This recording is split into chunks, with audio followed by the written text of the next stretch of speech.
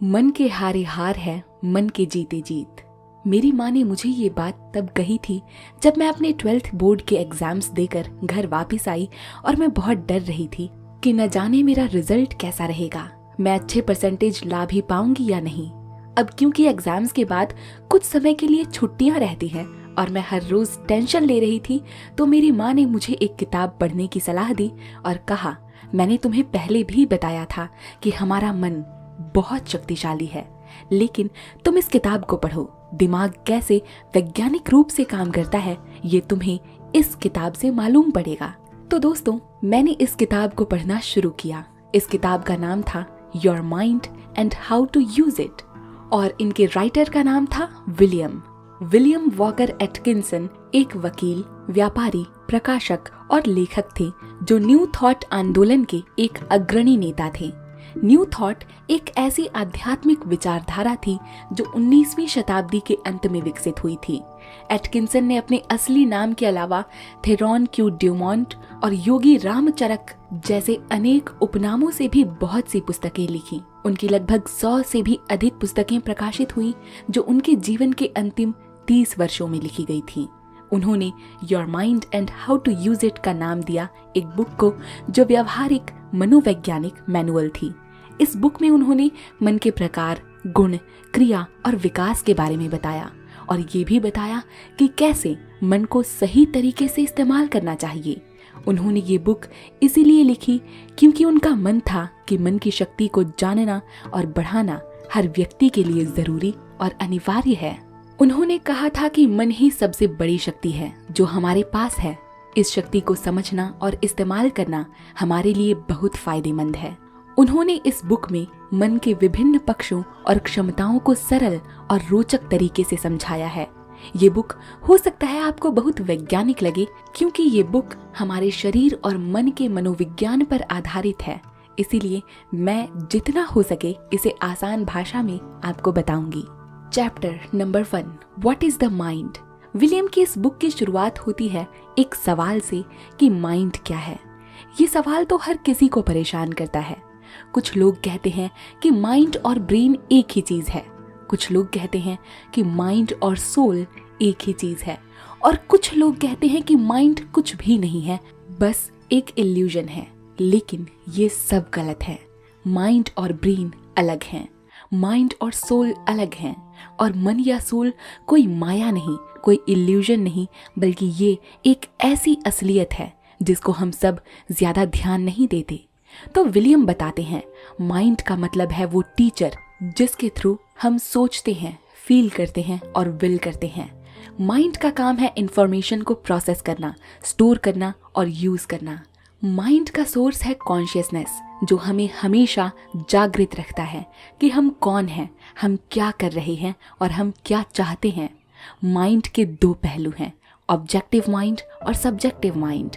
Objective यानी conscious mind वो है जो हमें बाहरी दुनिया से जोड़ता है और हमें फैक्ट्स, लॉजिक और रीजंस देता है।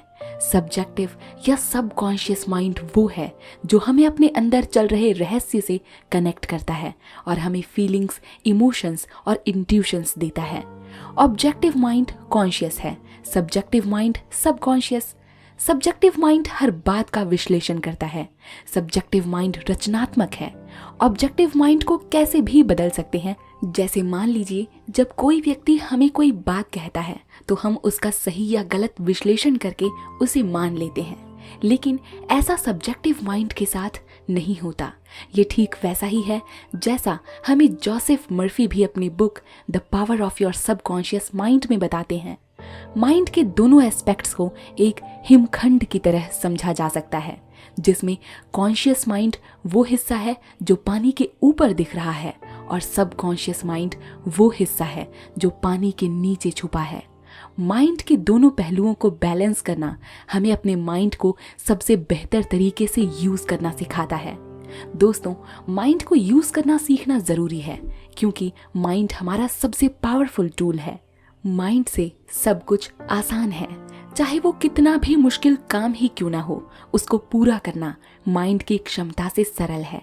माइंड को यूज करना सीखने के लिए हमें माइंड के कुछ नियमों को समझना होगा और माइंड की ताकतों को बढ़ाना होगा।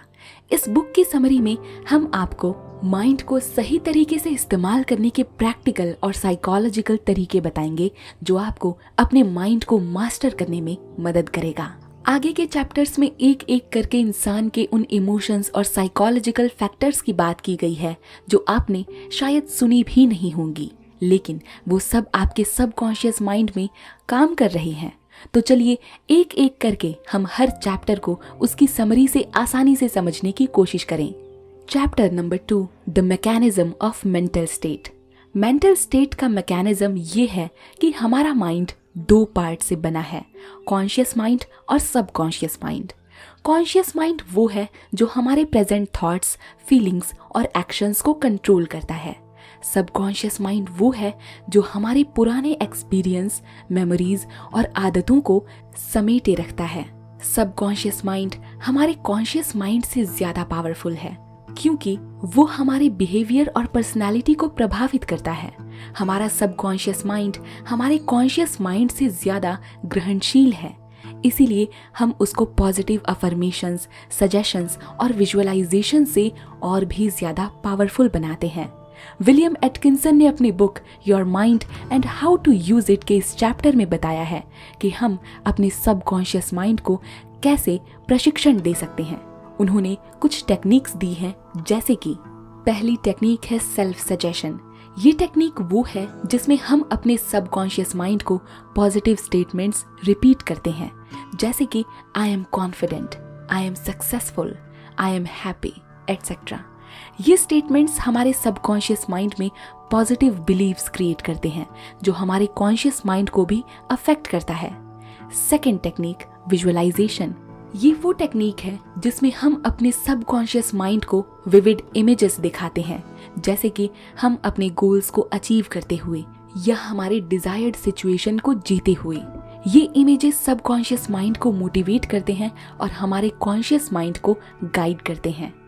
थर्ड टेक्निक है मेडिटेशन। ये वो टेक्निक है जिसमें हम अपने कॉन्शियस माइंड को काम और रिलैक्स्ड करते हैं और अपने सबकॉन्शियस माइंड से कनेक्ट होते हैं।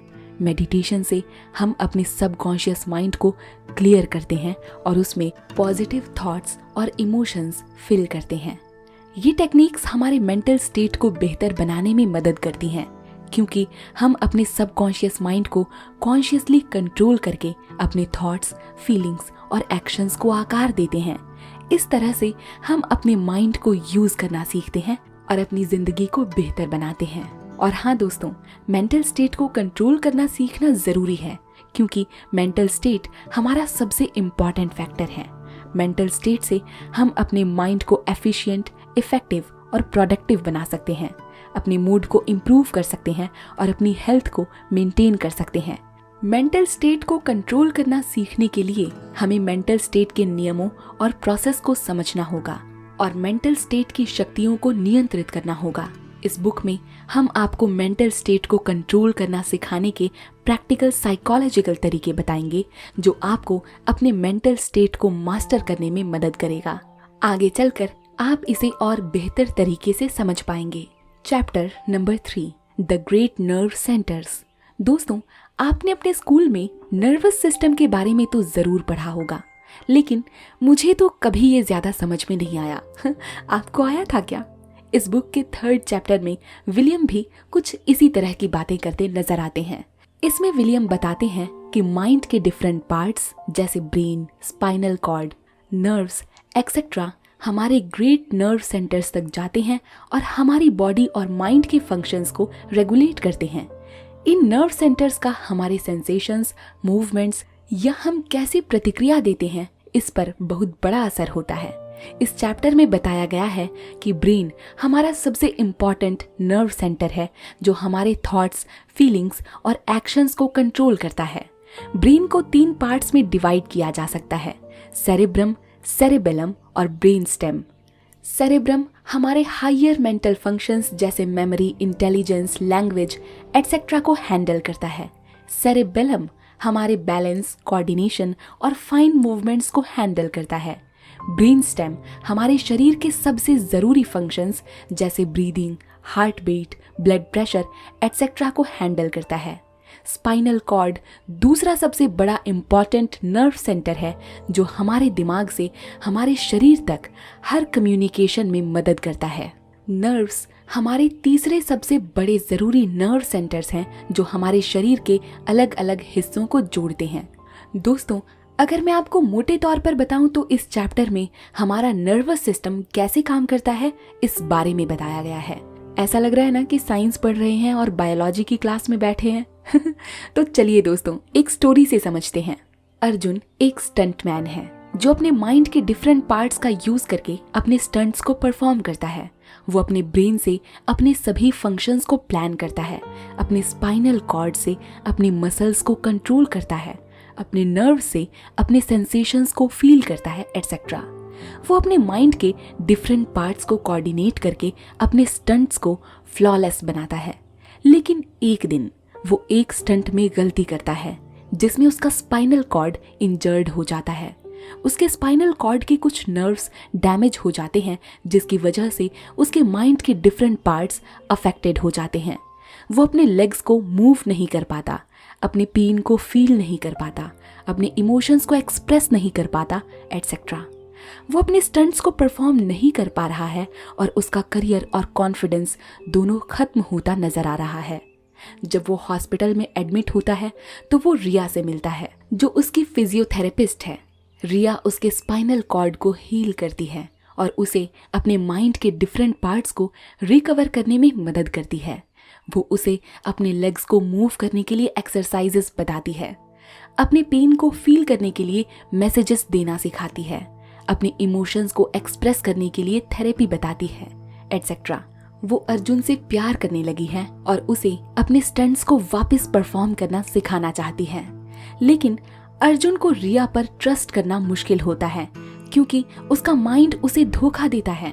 वो रिया को अपने स्टंट्स को छीनने वाली समझता है और उससे दूर रहना चाहता है। लेकिन रिया उसे हर बार मनाती है और उसे अपने माइंड के डिफरेंट पार्ट्स को बैलेंस करने की कोशिश करना सिखाती है। वो अर्जुन को बताती है कि कैसे माइंड के डिफरेंट पार्ट्स हमारी बॉडी और माइंड के फंक्शंस को रेगुलेट करते हैं। लेकिन माइंड से ज्यादा दिल पर भरोसा करना चाहिए क्योंकि दिल हमेशा ट्रू सेल्फ को रिप्रेजेंट करता है। वो अर्जुन को बताती है कि माइंड से ज्यादा दिल पर भरोसा करो क्योंकि दिल कभी झूठ नहीं बोलता। अर्जुन पहले तो रिया की बात नहीं मानता और उसे अपने माइंड से रिजेक्ट करने की कोशिश करता है। लेकिन वो रिया को रिजेक्ट नहीं कर पाता तब जब उसका दिल उसके माइंड से स्ट्रॉन्गर होता है। उसका दिल रिया को एक्सेप्ट कर लेता है और उसे उसका ट्रू सेल्फ दिखाता है। अर्जुन को धीरे धीरे यह रियलाइज होता है कि वो भी रिया से प्यार करने लगा है, लेकिन हमेशा अपनी माइंड की बात सुनकर उसने रिया के साथ गलत किया है। वो रिया से माफी मांगता है और उसे अपने स्टंट्स को वापस लाने को कहता है। रिया और अर्जुन का प्यार जीत जाता है और वो दोनों खुश रहते हैं। अर्जुन अपने माइंड के डिफरेंट पार्ट्स को रिकवर कर लेता है और अपने स्टंट्स को फिर से परफॉर्म करने लगता है। वो अपने माइंड और दिल को बैलेंस करना सीखता है और रिया के साथ एक हैप्पी लाइफ एंजॉय करता है। आशा करती हूँ दोस्तों कि इस छोटी सी कहानी के जरिए आप समझ गए होंगे कि कैसे जिंदगी में कभी कभी हमें अपने माइंड को छोड़कर अपने दिल की आवाज सुननी पड़ती है और कभी कभी हमें अपने दिल और दिमाग दोनों को एक करके अपनी जिंदगी का सबसे बड़ा फैसला लेना होता है। बढ़ते हैं दोस्तों अगले चैप्टर की तरफ। Chapter number 4, consciousness. इसमें ऑथर ने बताया है कि कॉन्शियसनेस क्या है, कैसे हम अपने माइंड को यूज कर सकते हैं और कैसे हम अपने कॉन्शियस स्टेट को चेंज कर सकते हैं किसी दूसरी स्टेट में, जैसे सपने देखना या सोना या मेडिटेशन वगैरह। ये समरी आपको इस चैप्टर के कुछ मेन पॉइंट समझाने की कोशिश करेगी। कॉन्शियसनेस का मतलब है कि हम अपने आप को और अपने आसपास की दुनिया को कैसे समझ पाते हैं। कॉन्शियसनेस हमारी रियलिटी और हमारी आइडेंटिटी बनाती है। कॉन्शियसनेस हमें लॉजिकल रीजनिंग, प्लानिंग और गोल सेट करने में मदद करती है। कॉन्शियसनेस के अलग अलग लेवल्स होते हैं। नॉर्मल वेकिंग कॉन्शियसनेस में हम बहुत सतर्क होते हैं। ऑल्टर्ड स्टेट्स ऑफ कॉन्शियसनेस में हम कम या फिर ज्यादा सतर्क रह सकते हैं। इसमें माइंडफुल मेडिटेशन या फिर सम्मोहन क्रिया आ सकती है। दोस्तों, नींद आना बहुत नेचुरल है। जब हम सब थक जाते हैं तो सो जाते हैं, लेकिन क्या आपको पता है कि ये कॉन्शियस प्रोसेस होता है जिसमें हमारे दिमाग के बहुत से सेल्स जगे हुए ही रहते हैं हमेशा, और हमारी आंखों के मूवमेंट्स भी इसी की वजह से होते हैं। दोस्तों, ड्रीम्स या आम भाषा में कहें तो सपने एक बदली हुई कॉन्शियसनेस है जिसमें हमें ऐसा फील होता है मानो हम असलियत में किसी क्षण को जी रहे हैं। सब कुछ इतना ज्यादा असली लगता है। दोस्तों, मैंने ऐसा बहुत जगह पर पढ़ा है और ये एक प्रमाणित सत्य है कि हमारे अंदर जो भी इच्छाएं होती हैं वो सबकॉन्शियसली हमारे सपनों में दिखाई देती हैं। वहीं हिप्नोसिस एक साइकोलॉजिकल टेक्निक है जिसमें एक हिप्नोटिस्ट एक इंसान को बहुत ही रिलैक्स्ड स्टेट में ले जाता है। इसके ऐसे तो बहुत सारे तरीके हैं, लेकिन सबसे ज्यादा लोकप्रिय है इंसान के सबकॉन्शियस माइंड के साथ खेलना। ये बहुत सी बीमारियों से निजात पाने में भी काम करता है, या फिर कोई डर जो हमारे मन में बैठ गया हो उसे हटाने के काम भी आता है। इसका कोई मनोवैज्ञानिक साक्ष्य नहीं है, लेकिन ये बहुत बार कारगर साबित हुई है। मेडिटेशन एक मेंटल प्रैक्टिस है जिसमें एक इंसान अपने अटेंशन को फोकस करता है और अपने थॉट्स, फीलिंग्स और सेंसेशंस को ऑब्जर्व करता है। मेडिटेशन का यूज स्ट्रेस कम करने में और सेल्फ अवेयर होने में मदद करना है। इससे इंसान प्रैक्टिकल ग्रोथ भी महसूस करता है। ये तो बात हुई कॉन्शियसनेस के बारे में। दोस्तों, हमने पहले भी बहुत बार इसके बारे में जाना है, लेकिन हम आगे के चैप्टर्स में ऐसे कॉन्सेप्ट्स की बात करेंगे जिनको हम नजरअंदाज कर देते हैं आमतौर पर। चैप्टर नंबर 5, 6, 7, 8 और 9, अटेंशन, परसेप्शन, मेमोरी, एसोसिएशन और इमेजिनेशन। अब आगे के इन कुछ चैप्टर्स में विलियम ने अटेंशन, परसेप्शन, मेमोरी, एसोसिएशन और इमेजिनेशन जैसी बातों के बारे में बताया है। हम एक एक करके इन्हें समझने की कोशिश करेंगे और साथ ही साथ मैं आपको एक कहानी के माध्यम से भी ये कॉन्सेप्ट समझाऊंगी। पहला कॉन्सेप्ट है अटेंशन। अटेंशन का मतलब है कि आपका मन किसी एक विषय पर केंद्रित हो जाए। जब आप किसी विषय पर ध्यान देते हैं तो आप उस विषय के बारे में ज्यादा ज्ञान और समझ पाते हैं। अटेंशन 2 प्रकार का होता है, वॉल्यूंटरी और इनवॉल्यूंटरी। वॉल्यूंटरी अटेंशन में आपका मन किसी विषय पर जानबूझकर ध्यान लगाता है, जैसे पढ़ाई पर जबकि इनवॉल्यूंटरी अटेंशन आपका मन किसी विषय पर अनजाने में आकर्षित कर देता है, जैसे फिल्म देखना। वॉल्यूंटरी अटेंशन को बढ़ाना आपके लिए अच्छा है क्योंकि ये आपकी सोच और कर्म में सुधार लाता है। इसके लिए आपको अपने इंटरेस्ट, क्यूरियोसिटी और पर्पस को जगाना होगा। जैसे कि अगर आपको किसी बुक को पढ़ना है तो आपको उस बुक में रुचि लेनी होगी, उस बुक से जुड़े सवालों को पूछना होगा और उस बुक को पढ़ने का लक्ष्य रखना होगा। इससे आपका अटेंशन उस बुक पर बढ़ेगा और आप उस बुक को ज्यादा याद रख पाएंगे। इसे हम आम भाषा में एक्टिव अटेंशन भी बोलते हैं। परसेप्शन का मतलब है कि आप अपनी इंद्रियों या कह लें हमारे सेंसेस से आने वाली जानकारी को समझते हैं। जब आप किसी वस्तु या घटना को देखते, सुनते, छूते या खाते या सूंघते हैं तो आप उसके बारे में ज्ञान और अनुभव प्राप्त करते हैं। परसेप्शन 2 प्रकार का होता है, सेंसेशन और मेंटल इमेज। सेंसेशन जैसे कि हमें नाम से ही समझ आ रहा है कि आपकी इंद्रियों से आती हैं, जबकि आपकी मेंटल इमेज आपके मन में बनती है। परसेप्शन को सही तरीके से करना आपके लिए जरूरी है क्योंकि ये आपके विषयों के बारे में ज्ञान देती है। इसके लिए आपको अपनी इंद्रियों को स्वस्थ रखना और अपने मेंटल इमेज को क्लियर बनाना होगा। जैसे कि अगर आपको किसी चित्र को देखना है तो आपको उस चित्र के रूप, रंग और आकार को ध्यान से देखना होगा और उस चित्र को अपने मन में दोहराना होगा। इससे आपका परसेप्शन उस चित्र के बारे में सही होगा और आप उस चित्र को पहचान पाएंगे। मेमोरी का मतलब है कि आप अपने ज्ञान और अनुभव को याद रखते हैं। जब आप किसी विषय को पढ़ते, सुनते, देखते या अनुभव करते हैं तो आप उसके बारे में ज्ञान और अनुभव प्राप्त करते हैं। विलियम बताते हैं कि मेमोरी भी 2 प्रकार की होती है, रिटेंशन और रिकॉल। रिटेंशन आपके ज्ञान और अनुभव को मन में रखती है, जबकि रिकॉल आपके ज्ञान और अनुभव को मन से निकालती है। मेमोरी को मजबूत बनाना आपके लिए फायदेमंद है, क्योंकि ये आपके ज्ञान और अनुभव को उपयोगी बनाती है। इसके लिए आपको अपने अटेंशन, इंटरेस्ट, एसोसिएशन और रिपीटिशन को बढ़ाना होगा। जैसे कि अगर आपको किसी शब्द को याद रखना है तो आपको उस शब्द पर ध्यान देना होगा, उस शब्द में रुचि लेनी होगी, उस शब्द को किसी और शब्द या चिन्ह से जोड़ना होगा और उस शब्द को बार बार दोहराना होगा। इससे आपकी मेमोरी उस शब्द के बारे में मजबूत होगी और आप उस शब्द को याद रख पाएंगे। एसोसिएशन का मतलब है कि आप अपने ज्ञान और अनुभव को एक दूसरे से जोड़ते हैं। जब आप किसी विषय को पढ़ते, सुनते, देखते या अनुभव करते हैं तो आप उसके बारे में ज्ञान और अनुभव प्राप्त करते हैं। एसोसिएशन आपके ज्ञान और अनुभव को एक दूसरे से संबंधित बनाती है और आपको उस विषय को याद रखने और समझने में मदद करती है। एसोसिएशन भी दो प्रकार के होते हैं, सिमिलैरिटी और कंट्रास्ट। सिमिलैरिटी आपके ज्ञान और अनुभव को एक दूसरे से मिलता जुलता बनाती है, जबकि कंट्रास्ट आपके ज्ञान और अनुभव को एक दूसरे से अलग अलग बनाती है। एसोसिएशन का इस्तेमाल करना आपके लिए उपयोगी है, क्योंकि ये आपके ज्ञान और अनुभव को व्यवस्थित और सरल बनाती है। इसके लिए आपको अपने ज्ञान और अनुभव को किसी न किसी तरह से एक दूसरे से जोड़ना होगा।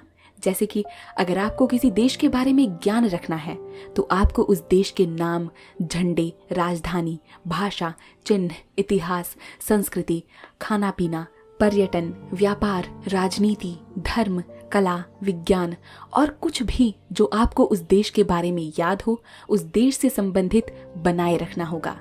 इससे आपका एसोसिएशन उस देश के बारे में गहरा होगा और आप उस देश को लंबे समय तक याद रखने में सक्षम हो पाएंगे और आप उस देश के बारे में ज्यादा से ज्यादा जानकारियां ले पाएंगे। इमेजिनेशन का मतलब है कि आप अपने ज्ञान और अनुभव से नए विचार और कल्पनाएं बनाते हैं। जब आप किसी विषय को पढ़ते, सुनते, देखते या अनुभव करते हैं तो आप उसके बारे में ज्ञान और अनुभव पाते हैं। इमेजिनेशन आपके ज्ञान और अनुभव से नई सृष्टि करती है और आपको उस विषय पर रचनात्मकता दिखाने में मदद करती है। इमेजिनेशन भी दो प्रकार की होती है, रिप्रोडक्टिव और प्रोडक्टिव। रिप्रोडक्टिव इमेजिनेशन आपके ज्ञान और अनुभव को दोहराती है, जबकि प्रोडक्टिव इमेजिनेशन आपके ज्ञान और अनुभव से नई कल्पनाएं सृजित करती है। इमेजिनेशन को विकसित करना आपके लिए लाभकारी है, क्योंकि ये आपकी ज्ञान और कला को उन्नत करता है। इसके लिए आपको अपने परसेप्शन, मेमोरी, इमोशन और विल को इस्तेमाल करना होगा। जैसे कि अगर आपको किसी कहानी को लिखना है तो आपको अपने ज्ञान और अनुभव से कहानी के पात्र, स्थल, समय और घटनाओं की कल्पना करनी होगी और उन्हें अपनी भावनाओं और इच्छाओं में जीवित करना होगा। इससे आपका इमेजिनेशन उस कहानी के बारे में शक्तिशाली होगा और आप उस कहानी को रोचक और सार्थक बना पाएंगे, जैसे शायद मैं भी बना लेती हूँ। अभी ये सारे कॉन्सेप्ट्स आपको एक कहानी के जरिए समझा सकती हूँ। दोस्तों, ये बात तो हुई इन कॉन्सेप्ट्स को विलियम ने कैसे बताया था। अब मैं आपको कहानी के माध्यम से इन्हें फिर से समझाऊंगी। एक बार एक लड़का था जिसका नाम आर्यन था। आर्यन एक चतुर और उत्साही बालक था। वो एक विद्यार्थी था, लेकिन उसका पढ़ाई में बिल्कुल भी ध्यान लगाना मुश्किल होता था। उसको हर चीज में इंटरेस्ट होता था, लेकिन किसी एक चीज पर वो फोकस नहीं कर पाता था। उसके टीचर ने उससे कहा कि अगर वो अपना अटेंशन बढ़ाना चाहता है तो वो अपने माइंड को ट्रेन करना सीखे। अटेंशन का मतलब है कि हम अपने माइंड को किसी एक ऑब्जेक्ट, थॉट या सेंसेशन पर कंसंट्रेट करना सिखाते हैं और बाकी सभी डिस्ट्रैक्शंस को इग्नोर करते हैं। अटेंशन से हम अपने माइंड की पावर को इंक्रीज करते हैं और अपने गोल्स को अचीव कर सकते हैं। आर्यन ने अपने टीचर की बात मानी और उसने अपने माइंड को ट्रेन करने के लिए मेडिटेशन शुरू किया। मेडिटेशन से उसका अटेंशन स्पैन बढ़ा और उसको पढ़ाई में भी आसानी हुई। लेकिन सिर्फ अटेंशन से काम नहीं चलता, उसको परसेप्शन भी तो चाहिए थी। परसेप्शन का मतलब था कि हम अपने सेंसेस से जो भी इंफॉर्मेशन रिसीव करते हैं उसको इंटरप्रेट करते हैं और उसका मीनिंग समझते हैं। परसेप्शन से हमें रियलिटी को जान सकने में और अपने एक्सपीरियंस को एनरिच करने में मदद मिलती है। आर्यन ने भी अपने परसेप्शन को इम्प्रूव करने के लिए ऑब्जर्वेशन शुरू किया ऑब्जर्वेशन से उसको अपने आसपास की चीजों को नोटिस करना आया और उसको उनके बारे में सोचना समझ में आया। उसको पता चला कि हर चीज में कोई ना कोई खासियत होती है और उसको उसकी इम्पोर्टेंस समझ में आई। उसने हर चीज को बारीकी से समझा, लेकिन सिर्फ परसेप्शन से भी काम नहीं चल सकता था, उसको मेमोरी भी तो चाहिए थी। मेमोरी का मतलब था कि हम अपने माइंड में जो भी इंफॉर्मेशन स्टोर करते हैं तो उसको याद रख पाते हैं और जब जरूरत हो तो उसको रिकॉल करते हैं। मेमोरी से हम अपने पास्ट को प्रिजर्व कर सकते हैं और अपने फ्यूचर के लिए प्लान कर सकते हैं। आर्यन ने भी अपनी मेमोरी को इनहेंस करने के लिए रिपीटिशन शुरू किया। रिपीटिशन से उसको अपने पढ़े हुए लेसन्स को याद रखना समझ में आया और उसको एग्जाम्स में भी अच्छे मार्क्स मिले। उसे पता चला कि मेमोरी एक मसल की तरह है, जिसे जितना इस्तेमाल किया जाए वो उतनी ही स्ट्रांग होती है। लेकिन सिर्फ मेमोरी से भी काम नहीं बनने वाला था, उसको एसोसिएशन की भी तो जरूरत थी। एसोसिएशन का मतलब क्या था? एसोसिएशन का मतलब था कि हम अपने माइंड में जो भी आइडियाज हैं उनको एक दूसरे से कनेक्ट करना सीखते हैं और उनको लॉजिकल या क्रिएटिव तरीके से अरेंज करते हैं। एसोसिएशन से हम अपने थॉट्स को ऑर्गेनाइज कर सकते हैं और अपनी नॉलेज को एक्सपैंड कर सकते हैं। आर्यन ने अपने एसोसिएशन को डेवलप करने के लिए कंपैरिजन शुरू किया। कंपैरिजन से उसको अपने पढ़े हुए सब्जेक्ट्स को एक दूसरे से रिलेट करना आया। उसको उनकी सिमिलैरिटीज और डिफरेंसेस समझ में आए। उसको पता चला कि एसोसिएशन एक ब्रिज की तरह है जो अलग अलग आइडियाज को एक साथ लाता है। लेकिन सिर्फ एसोसिएशन से भी काम नहीं चलने वाला था, उसको इमेजिनेशन की भी तो जरूरत थी। अब इमेजिनेशन का क्या मतलब था? इसका मतलब था कि हम अपने माइंड में जो इमेजेस क्रिएट करते हैं उनको मॉडिफाई करना सीखते हैं, एक क्रिएटिव इमेज बनाना सीखते हैं अपने माइंड में और फिर उस इमेजिनेशन से अपनी रियलिटी को प्रभावित करते हैं, नई चीजें इन्वेंट करते हैं। इमेजिनेशन से हम अपनी क्रिएटिविटी को तो एक्सप्रेस कर ही सकते हैं, लेकिन अपनी ड्रीम्स को भी रियलिटी में बदल सकते हैं। आर्यन ने अपनी इमेजिनेशन को स्टिमुलेट करने के लिए विजुअलाइजेशन शुरू किया। विजुअलाइजेशन से उसको अपने मनपसंद चीजों का पिक्चर बनाना आया और उसको उन्हें हासिल करने के लिए मोटिवेशन मिला। उसको पता चला कि इमेजिनेशन एक टूल की तरह है जो हमें अपने पोटेंशियल को रियलाइज करने में मदद करती है। इसी तरह आर्यन ने अटेंशन, परसेप्शन, मेमोरी, एसोसिएशन और इमेजिनेशन के जरिए अपने माइंड को कंप्लीटली यूज करना सीखा और उसने अपनी लाइफ में बहुत सारी सक्सेस हासिल की। उसने अपनी टीचर का शुक्रिया अदा किया और उसने अपने माइंड को अपना बेस्ट फ्रेंड बना लिया। आशा करती हूँ दोस्तों आप भी आर्यन की तरह अपने माइंड के इन कॉन्सेप्ट्स को समझेंगे और अपना जीवन आसान बनाएंगे। Chapter number 10 to 17, the feelings, the emotions, the instinctive emotions, passion, social emotions, religious emotions, aesthetic emotions and the intellectual emotions.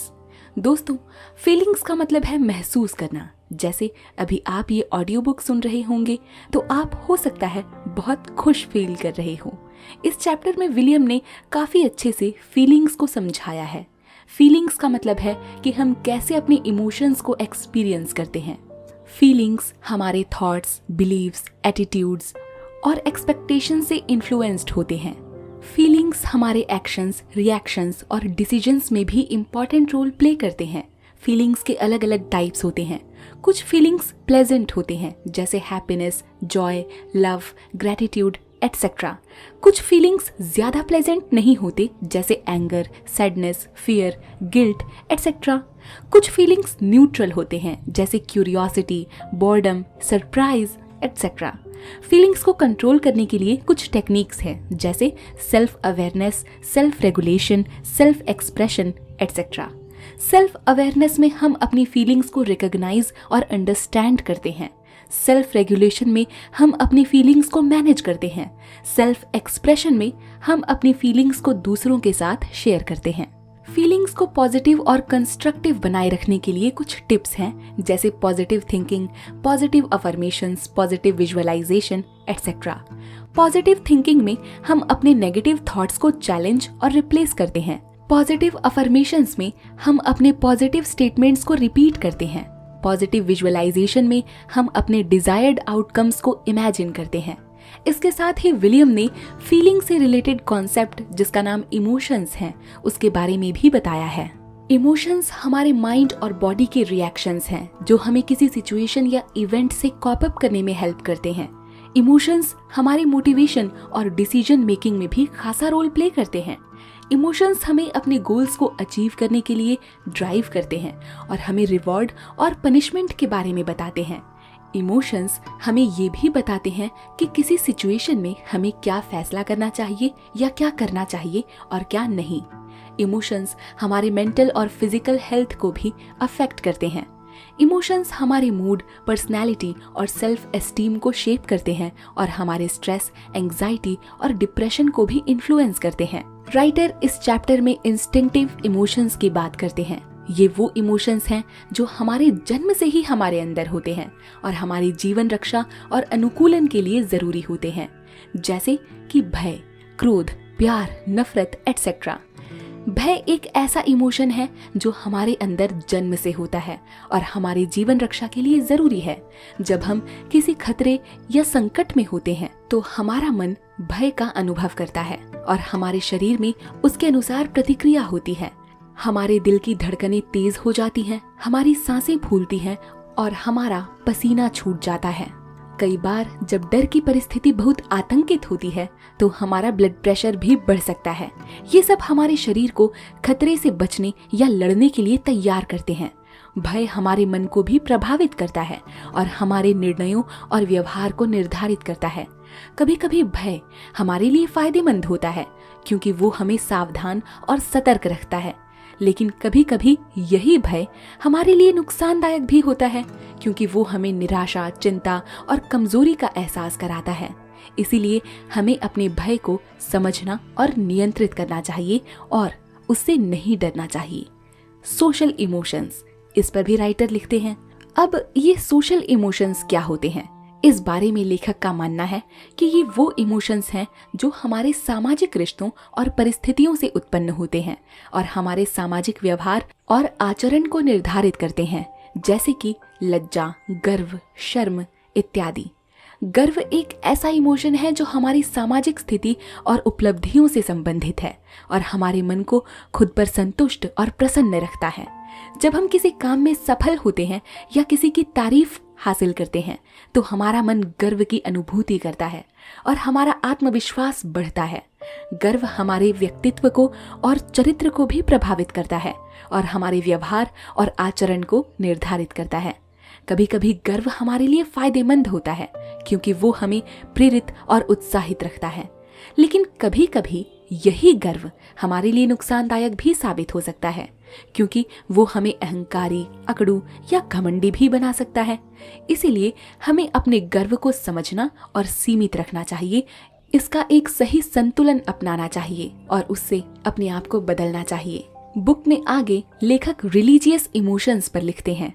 वो लिखते हैं कि ये वो इमोशंस हैं जो हमारे धार्मिक विश्वास और अनुभवों से जुड़ते हैं और हमारे आध्यात्मिक जीवन को प्रभावित करते हैं, जैसे कि श्रद्धा, भक्ति, एहसास इत्यादि। भक्ति एक ऐसी भावना है जो हमारे धार्मिक विश्वास और अनुभवों से जुड़ती है और हमारे मन को किसी उच्च शक्ति या देवता के प्रति समर्पित और निष्ठावान बनाती है। जब हम किसी उच्च शक्ति या देवता से भक्ति करते हैं तो हमारा मन उनकी पूजा अर्चना और स्तुति करता है, उनकी कृपा और आशीर्वाद मांगता है, उनके साथ एकता और प्रेम महसूस करता है और उनके लिए अपना सब कुछ त्यागने को तैयार होता है। भक्ति हमारे आध्यात्मिक जीवन पर भी असर डालती है और हमारे मन को शुद्ध, शांत और पवित्र रखती है। भक्ति हमारे जीवन में आनंद, शांति और धैर्य लाती है, लेकिन कभी कभी अंधविश्वास, कट्टरता और द्वेष भी लाती है। इसीलिए हमें अपनी भक्ति को समझना और विवेकपूर्ण रखना चाहिए और उससे अपने आप को बदलना चाहिए। आगे लेखक एस्थेटिक इमोशंस पर लिखते हैं। वो बताते हैं कि ये वो इमोशंस हैं जो हमारे सौंदर्य बोध और रुचि से संबंधित हैं, जो हमारी कला और संस्कृति के प्रति संवेदना को दर्शाते हैं, जैसे कि आनंद, हर्ष, उत्साह इत्यादि। आनंद एक ऐसी भावना है जो हमारे सौंदर्य बोध और रुचि से संबंधित है और हमारे मन को किसी कला, संगीत या कविता के प्रति आकर्षित और प्रसन्न रखती है। जब हम किसी कला, संगीत या कविता का आनंद लेते हैं तो हमारा मन उनकी सुंदरता, शैली और अर्थ को समझता है, उनकी रचना और प्रदर्शन को सराहता है, उनके साथ एकता और संवेदना महसूस करता है और उनके लिए अपना समय और धन लगाता है। आनंद हमारे सांस्कृतिक जीवन पर भी असर डालता है और हमारे मन को विकसित, समृद्ध और सजग रखता है। आनंद हमारे जीवन में खुशी, रोमांच और कल्पना लाता है, लेकिन कभी कभी असंतोष, ईर्ष्या और लोभ भी इससे आ सकते हैं। इसीलिए हमें अपने आनंद को समझने और संतुलित रखने की जरूरत है और इससे भी अपनी जिंदगी को बदलने की आवश्यकता है। इसके बाद लेखक इंटेलेक्चुअल इमोशंस की बात करते हैं।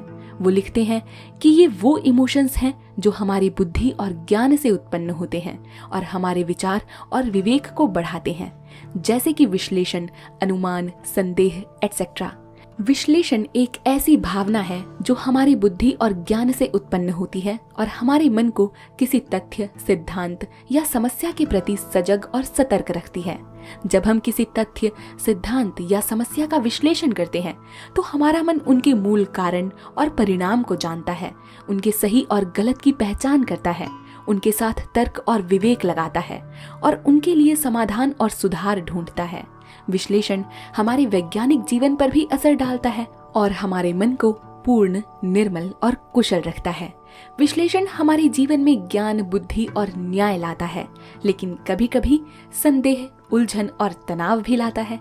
इसलिए हमें अपने विश्लेषण को समझना और सही रखना चाहिए और इससे भी अपनी जिंदगी के सही निर्णय लेने में विश्लेषण का इस्तेमाल करना चाहिए। इन सभी इमोशंस के अलावा यानी भावनाओं के अतिरिक्त लेखक पैशन की भी बात करते हैं। पैशन का एक उदाहरण है प्रेम। प्रेम एक ऐसी भावना है जो हमारे अंदर किसी व्यक्ति, वस्तु या विचार के प्रति उत्पन्न होती है और हमारे मन को उसकी तरफ खींचती है। जब हम किसी से प्रेम करते हैं तो हमारा मन उनके बारे में सोचता है, उनकी खुशी चाहता है और उनके साथ रहना चाहता है, उनके लिए कुछ भी करने को तैयार होता है। प्रेम हमारे शरीर पर भी असर डालता है और हमारे हार्मोन्स और न्यूरोट्रांसमीटर्स को बढ़ाता है।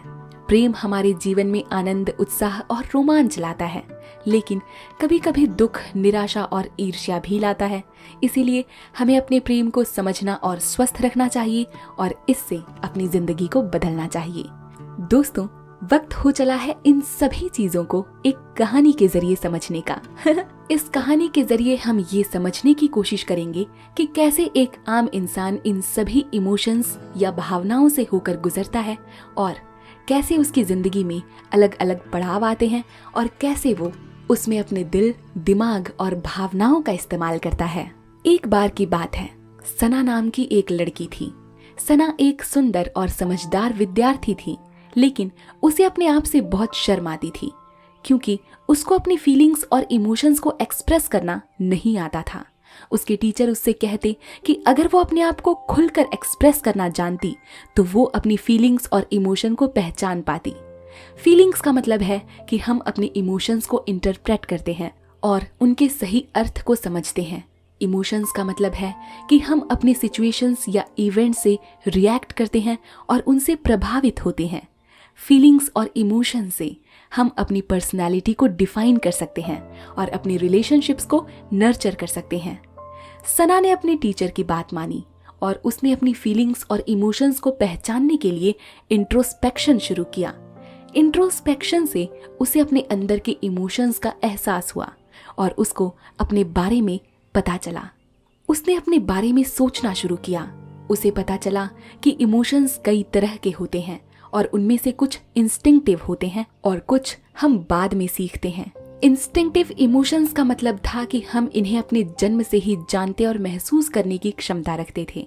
इन भावनाओं को नियंत्रित करना मुश्किल होता है। इंस्टिंक्टिव इमोशंस में fear, disgust, anger, Joy, sadness और सरप्राइज आते हैं। जो इमोशंस हम बाद में सीखते हैं उन्हें हम अपने कल्चर, सोसाइटी या इन्वायरमेंट से सीखते हैं और इन्हें रेगुलेट करना आसान होता है। वो इमोशंस जिन्हें हम बाद में सीखते हैं इनमें love, hate, guilt, shame, pride, envy और ग्रैटिट्यूड आते हैं। सना ने अपने इंस्टिंक्टिव इमोशंस को एक्सेप्ट किया और उन्हें मैनेज करने के लिए रिलैक्सेशन शुरू किया। रिलैक्सेशन से उसको अपने फियर, एंगर और डिस्गस्ट को कम करना आया और अपनी जॉय, सैडनेस और सरप्राइज को एक्सप्रेस करना आया। उसे पता चला कि इंस्टिंक्टिव इमोशंस हमें अपने सर्वाइवल के लिए जरूरी हैं, लेकिन उन्हें बैलेंस में रखना भी इतना ही जरूरी है। सना ने बाद में सीखे हुए इमोशंस को और डेवलप किया और उन्हें शेयर करने के लिए कम्युनिकेशन शुरू किया। कम्युनिकेशन से उसको अपने love, hate, guilt, shame, pride, envy और ग्रैटिट्यूड को समझना आया और अपने दोस्तों और परिवार के साथ उन्हें बताना आया। उसको पता चला कि बाद में सीखी हुई भावनाएं हमें अपनी सोशल लाइफ के लिए जरूरी होती हैं, लेकिन इन्हें ऑनेस्टली और रिस्पेक्टफुल तरीके से रखना भी जरूरी है। लेकिन सिर्फ फीलिंग्स और इमोशन से काम नहीं चलता, उसको पैशन भी जरूरी था। पैशन का मतलब है कि हम अपने किसी काम या गोल के लिए इंटेंस इमोशन या एंथुजियाज्म महसूस करते हैं और उसके लिए हार्ड वर्क भी करते हैं। पैशन से हम अपने टैलेंट को डिस्कवर कर सकते हैं और अपने करियर को बिल्ड कर सकते हैं। सना ने अपने पैशन को ढूंढने के लिए एक्सप्लोरेशन शुरू किया। एक्सप्लोरेशन से उसको अपने इंटरेस्ट और हॉबीज का पता चला और उसको उनके बारे में और जानना आया। उसको पता चला कि उसको म्यूजिक बहुत पसंद है और वो एक सिंगर बनना चाहती है। उसने अपने पैशन को परस्यू करने के लिए प्रैक्टिस शुरू की। प्रैक्टिस से उसको अपनी सिंगिंग स्किल्स को इम्प्रूव करना आया और उसको स्टेज पर परफॉर्म भी करना आया। उसको पता चला कि पैशन एक फ्यूल की तरह है जो हमें अपने ड्रीम्स को अचीव करने में मदद करता है। लेकिन सिर्फ पैशन से भी काम नहीं चलता, उसको सोशल इमोशंस भी तो चाहिए थे। सोशल इमोशंस का क्या मतलब था दोस्तों? ये वो भावनाएं होती हैं जिन्हें हम सोसाइटी या समाज से सीखते हैं। हम दूसरे लोगों की इमोशन से इन्फ्लुएंस्ड होते हैं और उनके साथ एम्पैथी या सिंपैथी महसूस करते हैं। सोशल इमोशन से हम अपने कंपैशन को शो कर सकते हैं और अपनी कम्युनिटी को सपोर्ट कर सकते हैं।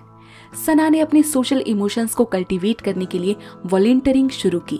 वॉलंटियर करने से उसे अपने आसपास के लोगों की प्रॉब्लम्स का पता चला और उसको उनकी हेल्प करना आया। उसको पता चला कि कुछ लोग बहुत गरीब हैं, कुछ लोग बहुत बीमार हैं और कुछ लोग बहुत अकेले हैं। उसने अपने सोशल इमोशंस को एक्सप्रेस करने के लिए डोनेशन, केयर और फ्रेंडशिप शुरू की। डोनेशन से उसको अपने पैसों या सामान को जरूरतमंद लोगों के साथ साझा करना आया। केयर से उसे बीमार या इंजर्ड लोगों को कंफर्ट करना आया और फ्रेंडशिप से उसे लोनली या डिप्रेस्ड लोगों को कंपनी देना आया। उसको पता चला कि सोशल इमोशंस एक बॉन्ड की तरह हैं जो हमें अपने फेलो बीइंग से कनेक्ट करते हैं। लेकिन सिर्फ सोशल इमोशंस भी काफी नहीं थे, उसको रिलीजियस इमोशंस की भी जरूरत थी।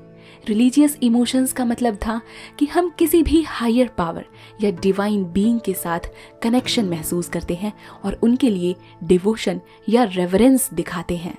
रिलीजियस इमोशन से हम अपने फेथ को स्ट्रेंथन कर सकते हैं और अपनी स्पिरिचुअलिटी को इनहेंस कर सकते हैं। सना ने अपने रिलीजियस इमोशंस को नरिश करने के लिए प्रेयर शुरू की। प्रेयर से उसको अपने गॉड से बात करना आया और उसको उनसे गाइडेंस मांगना आया। उसे समझ में आया कि उसका फेथ हिंदुइज्म की तरफ है और वो एक भक्त बनना चाहती है। उसने अपने रिलीजियस इमोशंस को डेमोन्स्ट्रेट करने के लिए पूजा करनी शुरू की। पूजा करने से उसे अपने भगवान पर सम्मान प्रकट करना आया और उनके लिए रिचुअल्स करना आया। उसको पता चला कि रिलीजियस इमोशंस एक ब्रिज की तरह है जो हमें एक दिव्य शक्ति से जोड़ देते हैं। लेकिन सिर्फ धार्मिक भावनाएं भी काफी नहीं थी, उसको एस्थेटिक इमोशंस की भी जरूरत थी। एस्थेटिक इमोशंस का मतलब था कि हम किसी ब्यूटीफुल या प्लेजिंग ऑब्जेक्ट या सीन के साथ अट्रैक्शन महसूस करते हैं और उनके लिए एप्रिसिएशन या एडमायरेशन दिखाते हैं। एस्थेटिक इमोशन से हम अपनी ब्यूटी को रिकॉग्नाइज कर सकते हैं और अपने आर्ट को क्रिएट कर सकते हैं। सना ने अपने एस्थेटिक इमोशंस को स्टिमुलेट करने के लिए ट्रैवल शुरू किया। ट्रैवल से उसको अपने नेचर के वंडर्स का पता चला और उसे उन्हें देखना बहुत पसंद आया। उसने नेचर की बारीकियों को देखा। उसको पता चला कि माउंटेन्स, रिवर्स और फ्लावर्स कितने सुंदर हैं और वो उन्हें कैप्चर करना चाहती है। उसने अपने एस्थेटिक इमोशंस को मैनिफेस्ट करने के लिए फोटोग्राफी शुरू की। फोटोग्राफी से उसे सिनिक व्यूज को क्लिक करना आया और उसको उन्हें एडिट करना आया। उसको पता चला कि एस्थेटिक इमोशंस एक लेंस की तरह हैं जो हमें अपने सराउंडिंग्स को एडमायर करने में मदद करते हैं। लेकिन सिर्फ एस्थेटिक इमोशन से काम नहीं चलने वाला था, उसको इंटेलेक्चुअल इमोशंस की भी ज़रूरत थी। इंटेलेक्चुअल इमोशंस का मतलब था कि हम किसी कॉम्प्लेक्स या चैलेंजिंग कॉन्सेप्ट या प्रॉब्लम के साथ क्यूरियोसिटी महसूस करते हैं और उनके लिए इंटरेस्ट या एक्साइटमेंट दिखाते हैं। इंटेलेक्चुअल इमोशन से हम अपने इंटेलिजेंस को इंक्रीज कर सकते हैं और अपने स्किल्स को एक्वायर कर सकते हैं। सना ने अपने इंटेलेक्चुअल इमोशंस को एक्टिवेट करने के लिए रीडिंग शुरू की। रीडिंग से उसे डिफरेंट टॉपिक्स और सब्जेक्ट्स का पता चला और उसे उन्हें अच्छी तरीके से पढ़ना आया। उसको पता चला कि उसको साइंस, हिस्ट्री और लिटरेचर बहुत पसंद है और वो उन्हें लर्न करना चाहती है। उसने अपने इंटेलेक्चुअल इमोशंस को डिस्प्ले करने के लिए राइटिंग शुरू की। राइटिंग से उसको अपने थॉट्स और ओपिनियंस को एक्सप्रेस करना आया और उसको उन्हें शेयर भी करना आया। राइटिंग स्किल ने उसे सिखाया कि कैसे हम अपने थॉट्स और ओपिनियंस को एक्सप्रेस कर सकते हैं और उसे शेयर कर सकते हैं। उसको पता चला कि इंटेलेक्चुअल इमोशंस एक स्पार्क की तरह हैं जो हमें नॉलेज को अप्लाई करने में मदद करते हैं। इस तरह सना ने फीलिंग्स और ढेर सारे इमोशंस जैसे instinctive emotions, passion, social emotions, religious emotions, aesthetic emotions और इंटेलेक्चुअल इमोशंस के जरिए अपने आप को खुलकर एक्सप्रेस करना सीखा और उसने अपनी लाइफ में बहुत सारी हैप्पीनेस और सक्सेस हासिल की। उसने अपने टीचर्स का शुक्रिया अदा किया और उसने अपनी फीलिंग्स और इमोशंस को अपना बेस्ट एसेट माना। मुझे उम्मीद है दोस्तों कि अब ये इमोशंस और फीलिंग्स का कॉन्सेप्ट आप बहुत अच्छे से समझ गए होंगे। दोस्तों, अब आगे लेखक बात करते हैं कि कैसे हमारी भावनाएं हमारी खुशियों से जुड़ी हुई हैं। तो बुक में आगे चैप्टर 18 और 19 में इसी बारे में बात की गई है। विलियम बताते हैं कि इमोशंस हमारे माइंड और बॉडी के हेल्थ और परफॉर्मेंस के लिए बहुत ज़रूरी हैं, लेकिन उन्हें हमें कंट्रोल और एक्सप्रेस करना सीखना चाहिए। हैप्पीनेस एक इमोशन है जो हमारे थॉट्स, फीलिंग्स और एक्शन से इन्फ्लुएंस्ड होते हैं और हमें पॉजिटिव और कंस्ट्रक्टिव इमोशंस को एनकरेज करना चाहिए। इमोशंस को हम डिफरेंट क्लासेस में डिवाइड कर सकते हैं, जैसे कि इंस्टिंक्टिव, पैशनल, सोशल, रिलीजियस, एस्थेटिक और इंटेलेक्चुअल इमोशंस। हर क्लास के इमोशंस का हमारी लाइफ में अलग अलग रोल और इम्पैक्ट होता है, जिसे अभी थोड़ी देर पहले मैंने आपको काफी अच्छे से समझाया। इमोशंस को हम बैलेंस, रेगुलेट, कल्टीवेट और डेवलप कर सकते हैं और उन्हें हायर और नोबलर लेवल्स तक ले जा सकते हैं। इससे हम अपनी हैप्पीनेस को भी इम्प्रूव कर सकते हैं। इसके लिए मैं आपको कुछ टिप्स भी बताऊंगी जो इस बुक में बताए गए हैं और हैप्पीनेस को इम्प्रूव करने के लिए इमोशंस को रेगुलेट करना कितना जरूरी है ये चैप्टर हमें सिखाता है। इमोशंस रेगुलेट करने का मतलब है कि हम अपने इमोशंस को चेंज करें या उनके साथ कैसे डील करें। इमोशंस रेगुलेट करने के कुछ तरीके हैं। अपने इमोशंस को पहचानें और एक्सेप्ट करें और उन्हें जज ना करें। अपने इमोशंस को पॉजिटिव वर्ड्स या थॉट से इन्फ्लुएंस करें। अपने अटेंशन को पॉजिटिव या न्यूट्रल चीजों पर फोकस कराएं और नेगेटिव से दूर रहें।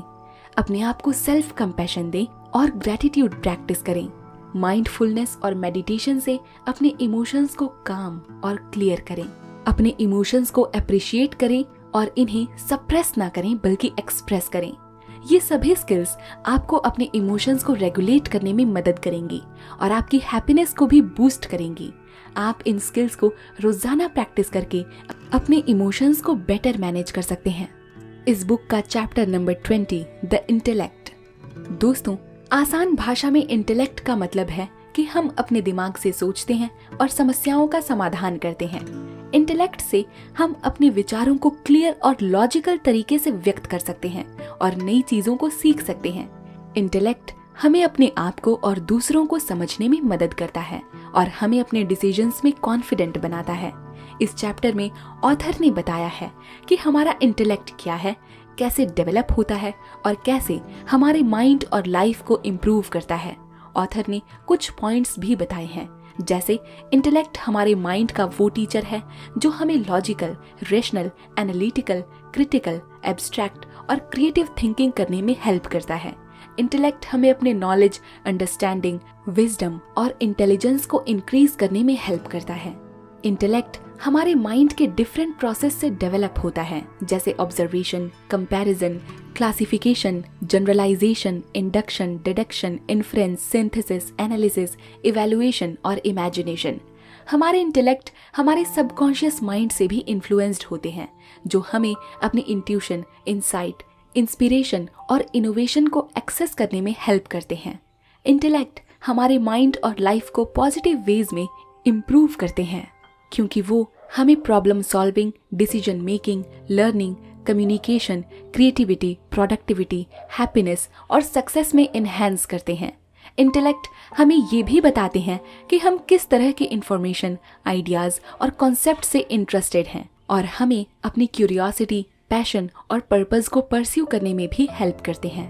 अगला chapter number 21, conception, your mind and how to use it. Book का चैप्टर नंबर 21 कंसेप्शन के बारे में है। आम भाषा में कंसेप्शन को हम धारणा भी कहते हैं। इसमें विलियम ने बताया है कि कंसेप्शन क्या है, कैसे हम अपने माइंड को कंसीव कर सकते हैं और कैसे हम अपने कंसेप्शन को इम्प्रूव कर सकते हैं।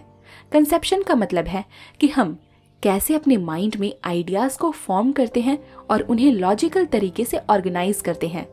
कंसेप्शन हमारे थिंकिंग, अंडरस्टैंडिंग और क्रिएटिविटी में हेल्प करता है। विलियम वॉकर एटकिंसन ने अपनी book your mind and how to use it में कंसेप्शन के बारे में ये बताया है कि कंसेप्शन हमारे परसेप्शन और मेमोरी से रिलेटेड है, क्योंकि हम अपने सेंसेस से जो इंफॉर्मेशन रिसीव करते हैं उसको याद रखते हैं और उससे कॉन्सेप्ट्स बनाते हैं। ये हमारे रीजनिंग के लिए बहुत ज़रूरी है, क्योंकि इसी की मदद से हम कंपेयर या एनालाइज करते हैं। कंसेप्शन को हम कॉन्क्रीट या एब्स्ट्रैक्ट में बांट सकते हैं। कॉन्क्रीट कंसेप्शन का मतलब है कि हम किसी फिजिकल ऑब्जेक्ट या इवेंट को मेंटली रिप्रेजेंट करते हैं, जैसे कि Apple, dog, rain etcetera. Abstract conception का मतलब है कि हम किसी क्वालिटी, रिलेशन, एक्शन या प्रिंसिपल को मेंटली रिप्रेजेंट करते हैं, जैसे कि redness, equality, motion etcetera. Conception को हम सिंपल और कॉम्प्लेक्स में भी बांट सकते हैं। सिंपल कॉन्सेप्शन का मतलब है कि हम किसी सिंगल ऑब्जेक्ट या क्वालिटी को मेंटली रिप्रेजेंट करते हैं, जैसे कि circle, square etcetera. Complex conception का मतलब है कि हम किसी ग्रुप या कलेक्शन ऑफ ऑब्जेक्ट्स या क्वालिटीज को मेंटली रिप्रेजेंट करते हैं, जैसे कि ट्रायंगल, पॉलीगन एटसेट्रा। उन्होंने कुछ एग्जाम्पल्स भी दिए हैं, जैसे कि हम एक एप्पल को परसीव करते हैं और उसका मेंटल इमेज बनाते हैं। ये एक कॉन्क्रीट, सिंपल और पर्टिकुलर कॉन्सेप्शन है। जब हम एप्पल के colour, shape, size, taste etcetera को परसीव करते हैं और उसका मेंटल इमेज बनाते हैं, तो ये एब्स्ट्रैक्ट, सिंपल और जनरल कॉन्सेप्शंस हैं। लेकिन वहीं जब हम एप्पल के साथ और भी फ्रूट्स को कंपेयर करते हैं और उनमें कॉमन क्वालिटीज को देखते हैं, तो ये एक कॉम्प्लेक्स और जनरल कॉन्सेप्शन है, जिसे हम फ्रूट कहते हैं। Chapter number 23, judgements. एक बार की बात है, एक मूवी थी जिसका नाम था पिंक। ये मूवी एक कोर्ट रूम ड्रामा थी, जिसमें 3 लड़कियों को एक लड़के के साथ सेक्सुअल असॉल्ट का केस लगा था। लड़के का नाम था राजवीर और वो एक पॉलिटिशियन का भतीजा था। राजवीर ने एक पार्टी में लड़कियों को ड्रिंक पिलाया और उनके साथ जबरदस्ती करने की कोशिश की। इन लड़कियों में से एक ने राजवीर को बोतल से चोट पहुंचाई और वो भाग गई। राजवीर ने बदला लेने के लिए उन्हें पुलिस कंप्लेन में फंसा दिया और उन्हें जेल में डलवा दिया। लड़कियों के नाम मीनल, फलक और एंड्रिया था और वो दिल्ली में रहती थी। उन्हें कोई लॉयर नहीं मिला और उन्हें अपना केस खुद लड़ना पड़ा। राजवीर के लॉयर ने उन्हें कैरेक्टरलेस और गंदी बातें कही और उन्हें झूठा साबित करने की पूरी कोशिश की। उन्हें कोई भी सपोर्ट नहीं मिला और उन्हें सोसाइटी से भी ताने और धमकियां मिली। उन्हें लगता था कि उनका कोई फ्यूचर अब नहीं बचा और उन्हें अब इंसाफ की कोई उम्मीद नहीं थी। तभी उनकी मदद के लिए एक रिटायर्ड लॉयर आया, जिसका नाम दीपक सहगल था और इनका किरदार निभाया था अमिताभ बच्चन ने। दीपक ने उन्हें अपना केस संभालने का ऑफर किया और उन्हें फ्री में डिफेंड किया। दीपक ने अपने माइंड से सोचा और राजवीर और उसके दोस्तों के बारे में निष्कर्ष निकाला। दीपक ने अपने जजमेंट से उन्हें एक्सपोज किया और उन्हें गिल्टी साबित किया। दीपक ने कोर्ट में ये कहा कि लड़कियों को अपना कंसेंट देने का हक है और उन्हें रिस्पेक्ट देना चाहिए। दीपक ने लड़कियों को इंसाफ दिलाया और उन्हें नई जिंदगी दी। दोस्तों, जजमेंट्स का मतलब है कि हम कैसे अपने माइंड में फैक्ट्स, ओपिनियंस, वैल्यूज और बिलीफ्स को कंपेयर और कंट्रास्ट करते हैं और उनके बेसिस पर डिसीजंस और कंक्लूजन्स निकालते हैं। जजमेंट्स हमारी थिंकिंग, अंडरस्टैंडिंग और प्रॉब्लम सॉल्विंग में हेल्प करते हैं, ठीक जैसे अमिताभ बच्चन के किरदार ने अपनी थिंकिंग से लड़कियों को इंसाफ दिलवाया था। जजमेंट का मतलब ये है कि हम अपने माइंड से किसी चीज या आइडिया के बारे में कोई डिसीजन या कंक्लूजन निकालते हैं। विलियम वॉकर एटकिंसन हमें इस बुक में कुछ बेहतरीन पॉइंट्स बताते हैं, जैसे जजमेंट्स हमारे कंसेप्शन और रीजनिंग से रिलेटेड है, क्योंकि हम अपने कॉन्सेप्ट्स को कंपेयर और एनालाइज करते हैं और उसके बेसिस पर जजमेंट फॉर्म करते हैं। जजमेंट हमारे नॉलेज और बिलीफ के लिए बहुत जरूरी है, क्योंकि हम अपने जजमेंट से किसी चीज या आइडिया को सही या गलत या अच्छा या बुरा मानते हैं। इसके बाद चैप्टर नंबर 24 शुरू हो जाता है, जिसका नाम है प्राइमरी लॉ ऑफ थॉट्स। आइए देखते हैं कि इसमें लेखक क्या कहते हैं। जैसा कि दोस्तों हम चैप्टर के नाम से ही समझ सकते हैं कि इस चैप्टर में ऑथर ने बताया है कि हमारे माइंड में कैसे कुछ बेसिक प्रिंसिपल्स या लॉज होते हैं जो हमारी थिंकिंग और रीजनिंग को गाइड करते हैं। विलियम ने कुछ पॉइंट्स दिए हैं, जैसे लॉ ऑफ आइडेंटिटी। ये लॉ कहता है कि हर चीज का एक यूनिक आइडेंटिटी होता है और उसे बाकी चीजों से वो अलग करता है। हम इस लॉ को यूज करते हैं जब हम किसी चीज को डिफाइन करते हैं या उसके एसेंशियल फीचर्स को आइडेंटिफाई करते हैं। इसके बाद लॉ ऑफ कॉन्ट्राडिक्शन। ये लॉ कहता है कि कोई भी स्टेटमेंट एक ही समय पर सही या गलत नहीं हो सकता। हम इस लॉ को यूज करते हैं जब हम किसी स्टेटमेंट की वैलिडिटी या कंसिस्टेंसी को चेक करते हैं या उसे किसी दूसरे स्टेटमेंट से कंपेयर करते हैं। इसके बाद लॉ ऑफ एक्सक्लूडेड मिडल। ये लॉ कहता है कि कोई भी स्टेटमेंट या प्रपोजिशन या तो ट्रू है या फॉल्स है, बीच का कोई ऑप्शन ही नहीं है। हम इस लॉ को यूज करते हैं जब हम किसी स्टेटमेंट की सही वैल्यू को डिटरमाइन करते हैं या उसे किसी एविडेंस से सपोर्ट करते हैं। इसके बाद लॉ ऑफ कैजुअलिटी। ये लॉ कहता है कि हर इफेक्ट का एक कॉज होता है और हर कॉज का एक इफेक्ट होता है। हम इस लॉ को तब इस्तेमाल करते हैं जब हम किसी इवेंट या फेनोमेना को एक्सप्लेन करते हैं या उसके कॉन्सिक्वेंसेस को प्रेडिक्ट करते हैं। इसके बाद आखिरी लॉ ऑफ एनालॉजी की बात लेखक करते हैं। इसके बारे में लिखते हुए वो कहते हैं कि ये लॉ कहता है कि अगर दो चीजें कुछ एस्पेक्ट्स में सिमिलर हैं तो वो कुछ और एस्पेक्ट्स में भी सिमिलर हो सकती हैं। हम इस लॉ को तब इस्तेमाल करते हैं जब हम किसी चीज को किसी दूसरी चीज से रिलेट करते हैं या उसके बारे में कुछ इन्फर करते हैं। दोस्तों, आशा करती हूँ आपको जजमेंट क्या होता है और इसके बेसिक लॉज जो हमारे दिमाग में कैसे बनते हैं समझ में आ गया होगा।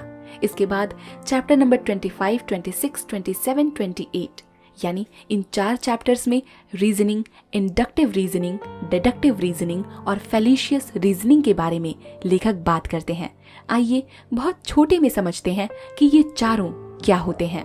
रीजनिंग क्या है, कैसे हम अपने माइंड को रीजन कर सकते हैं और कैसे हम अपनी रीजनिंग को इफेक्टिव और लॉजिकल बनाए रख सकते हैं, यही सब बातें अब मैं आगे आपको बताऊंगी। दोस्तों, रीजनिंग का मतलब है कि हम कैसे अपने माइंड में फैक्ट्स, ओपिनियंस, वैल्यूज और बिलीव्स को यूज करके डिसीजंस और कंक्लूजन्स निकालते हैं। रीजनिंग हमारी थिंकिंग, अंडरस्टैंडिंग और प्रॉब्लम सॉल्विंग में हेल्प करती है। रीजनिंग को रीजन करने के लिए हमें अपने माइंड को क्लियर और रेशनल रखना चाहिए और नए और डाइवर्स सोर्सेस ऑफ इंफॉर्मेशन को एनालाइज करना चाहिए। हमें अपने माइंड में कुछ मेंटल प्रोसेस को यूज करना चाहिए, जैसे deduction, induction, inference etcetera. Deduction में हम किसी जनरल प्रिंसिपल से किसी स्पेसिफिक केस तक पहुंचते हैं। इंडक्शन में हम किसी स्पेसिफिक केस से किसी जनरल प्रिंसिपल तक पहुंचते हैं। इन्फरेंस में हम किसी अवेलेबल एविडेंस से किसी लॉजिकल कंक्लूजन तक पहुंचते हैं। विलियम बताते हैं कि रीजनिंग को इफेक्टिव और लॉजिकल बनाए रखने के लिए हमें अपनी रीजनिंग को टेस्ट करते रहना चाहिए और उन्हें रिफाइन करना चाहिए।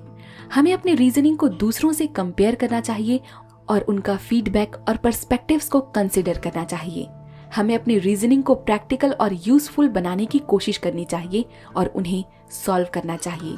दोस्तों, आसान भाषा में कहूँ तो रीजनिंग का मतलब है कि हमें अपने आसपास की चीजों को समझने के लिए अपने ज्ञान का इस्तेमाल पूरी तरह से करना चाहिए।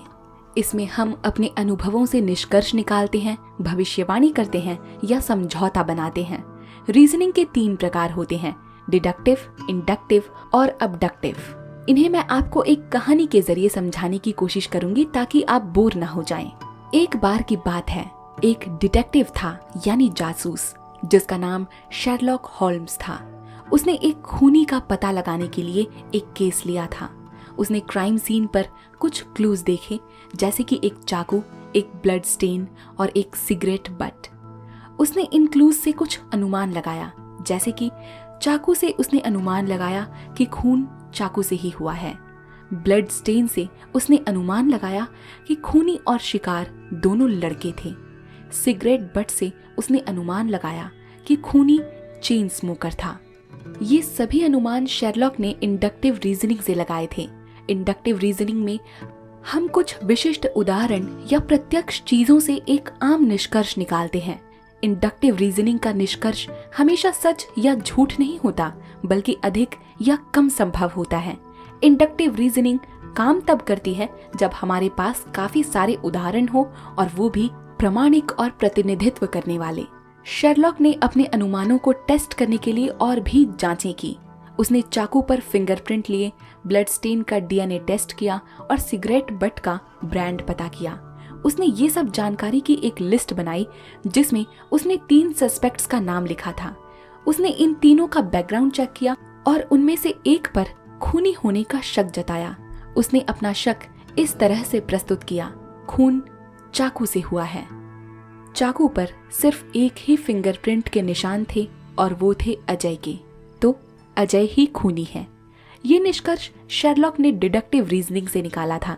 डिडक्टिव रीजनिंग में हम कुछ आम कथनों से एक विशिष्ट निष्कर्ष निकालते हैं। डिडक्टिव रीजनिंग का निष्कर्ष हमेशा सच या झूठ होता है और वो कथनों पर निर्भर करता है।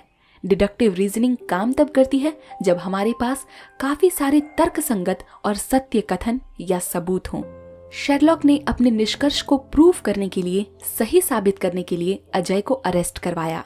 उसने अजय से पूछताछ की और उसने अजय को खून करने का कारण पूछा। अजय ने बताया कि उसने खून इसीलिए किया क्योंकि उसका दोस्त उससे पैसे मांग रहा था और उसके पास पैसे नहीं थे। उसने कहा कि उसने अपने दोस्त को चाकू से मारा और सिगरेट पिया और भाग गया, और उसने ये सब कहा क्योंकि खून उसने किया था, उसने अपने आप को बचाने के लिए झूठ बोला था और उसने अपने आप को बचाना चाहा था। ये निष्कर्ष शेरलॉक ने अबडक्टिव रीजनिंग से निकाला था। अबडक्टिव रीजनिंग में हम कुछ परिणामों से एक संभव कारण निकालते हैं। अबडक्टिव रीजनिंग का कारण हमेशा सच या झूठ नहीं होता, बल्कि अधिक या कम युक्तिसंगत होता है। अबडक्टिव रीजनिंग काम तब करती है जब हमारे पास काफी सारे विकल्प हों और हमें उनमें से सबसे अच्छा विकल्प चुनना हो। शेरलॉक ने अपनी रीजनिंग से केस सॉल्व कर दिया, लेकिन क्या आपको पता है दोस्तों कि रीजनिंग में कुछ गलतियां भी हो सकती हैं। इन गलतियों को हम फैलेसीज कहते हैं। विलियम बताते हैं कि फैलेसीज वो हैं जो हमारी रीजनिंग को कमजोर बनाती हैं और हमें गलत निष्कर्ष पर पहुंचाती हैं। फैलेसीज काम तब करती हैं जब हमारे पास जरूरी जानकारी ना हो और हम किसी की बात में आसानी से आ जाएं। अक्सर इन फैलेसीज का सामना आपने भी तब किया होगा जरूर जब आपने अपने एग्जाम में किसी रीजनिंग सवाल का सामना किया होगा। लेखक आगे फैलेसीज के कुछ एग्जाम्पल्स देते हैं। पहला, एड होमिनेम। इस एग्जाम्पल का नाम है। इसके अंतर्गत जब हम किसी की बात को उसके व्यक्तित्व पर आधार बनाकर नकारते हैं तो ये फैलेसी होती है। जैसे कि तुम्हारा आर्ग्यूमेंट बेकार है क्योंकि तुम एक अनपढ़ हो। पहला। दूसरा, स्लिपरी स्लोप। इस फैलेसी का क्या मतलब है और कैसे ये रीजनिंग में एक बड़ी बाधा बनती है, आइए समझते हैं। जब हम किसी कार्य से एक श्रृंखला का निर्माण करते हैं जिसमें हर कड़ी बुरी होती चली जाती है और अंत में सबसे बुरी हो जाती है, तो ये फैलेसी है। जैसे कि अगर तुम सिगरेट पीते हो तो तुम्हें कैंसर होगा और तुम मर जाओगे। ठीक है। तीसरी फैलेसी का नाम है हेस्टी जनरलाइजेशन। जब हम कुछ कम उदाहरण से एक आम निष्कर्ष निकालते हैं तो ये एक फैलेसी हो सकती है। जैसे कि मैंने 2 अमेरिकन से बात की और दोनों रूड थे, इसका मतलब सारे अमेरिकन्स रूड होते हैं। चौथी फैलेसी जो अक्सर रीजनिंग में बाधा डालती है उसका नाम है सर्कुलर रीजनिंग। इसमें जब हम अपने निष्कर्ष को ही अपने कथन में डालते हैं तो ये एक फैलेसी होती है। जैसे कि भगवान है क्योंकि गीता में लिखा है और गीता सच है क्योंकि वो भगवान की बात है, इस तरह। तो दोस्तों, आपको रीजनिंग क्या होता है और ये कितने तरीकों की होती है ये तो अच्छे से पता चल ही गया होगा। अब आइए चलते हैं बुक के आखिरी 3 चैप्टर्स की तरफ। चैप्टर नंबर 29, 30 और 31, the will training and will tonic. दोस्तों, अब हम इस बुक के लास्ट 3 चैप्टर्स में पहुंच चुके हैं जिनमें विल की बात की गई है। हम बहुत बार इस विल वर्ड को सुनते हैं लेकिन हम इसको ढंग से कभी समझ नहीं पाते। इसको अच्छे से समझने के लिए ही विलियम ने इस कॉन्सेप्ट को 3 चैप्टर्स में बांटा है, विल ट्रेनिंग और विल टॉनिक। मैं आपको इसको आसान भाषा में समझाने की पूरी कोशिश करूंगी। पहले हम विल की बात कर लेते हैं। विल का मतलब है कि हम अपने माइंड से किसी भी एक्शन या डिसीजन की शुरुआत करते हैं। विल हमारे माइंड का वो टीचर है जो हमारे थॉट, फीलिंग और इमोशंस को कंट्रोल करता है। विलियम वॉकर एटकिंसन ने अपनी book your mind and how to use it में विल के बारे में ये बताया है कि ये हमारे माइंड के सबकॉन्शियस और कॉन्शियस एस्पेक्ट से रिलेटेड है, क्योंकि हम अपने कॉन्शियस विल से अपने सबकॉन्शियस माइंड को इन्फ्लुएंस करते हैं और उससे अपनी हैबिट्स, कैरेक्टर और पर्सनालिटी को शेप करते हैं। विल हमारे माइंड के वॉलंटरी और इनवॉलंटरी एक्शन से रिलेटेड है, क्योंकि हम अपने विल से अपने वॉलंटरी एक्शंस, मतलब जिनको हम जानबूझकर करते हैं, को डिसाइड और परफॉर्म करते हैं, और अपने इनवॉलंटरी एक्शंस, मतलब जिन्हें हम अनजाने में करते हैं, को मॉडिफाई और रेगुलेट करते हैं। विल हमारे माइंड के एक्टिव और पैसिव स्टेट से रिलेटेड है, क्योंकि हम अपने विल से अपने माइंड को एक्टिव या पैसिव मोड में रखते हैं और उससे अपने अटेंशन, कंसंट्रेशन और इंटरेस्ट को मैनेज करते हैं। उन्होंने कुछ एग्जाम्पल्स भी दिए हैं, जैसे कि अपने विल से हम अपने डर से ऊपर बढ़कर अपना साहस दिखा सकते हैं। अपने विल से हम अपनी लेजीनेस की बुरी आदत से हटकर अपने एक्शन से काम शुरू कर सकते हैं। अपने विल से हम अपने डाउट्स को भूलकर खुद पर भरोसा रख सकते हैं। विल ट्रेनिंग का मतलब होता है कि कैसे हम अपने दिमाग को सकारात्मक और शक्तिशाली बना सकते हैं। इसका मतलब है कि कैसे आप अपनी इच्छा शक्ति को बढ़ाने के लिए कुछ व्यायाम या अभ्यास करते हैं। इच्छा शक्ति से हमारा मतलब है कि हम अपने लक्ष्य को पाने के लिए कितना प्रयत्न करते हैं। विल ट्रेनिंग से आप अपने मन को नियंत्रित कर सकते हैं, अपने आदर्शों को निभा सकते हैं और अपने निर्णयों पर दृढ़ रह सकते हैं।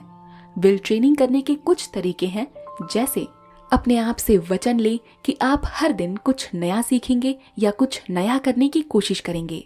अपने आप को किसी मुश्किल या नापसंद काम से ना बचाएं, बल्कि उसका सामना करें और उसे पूरा करें।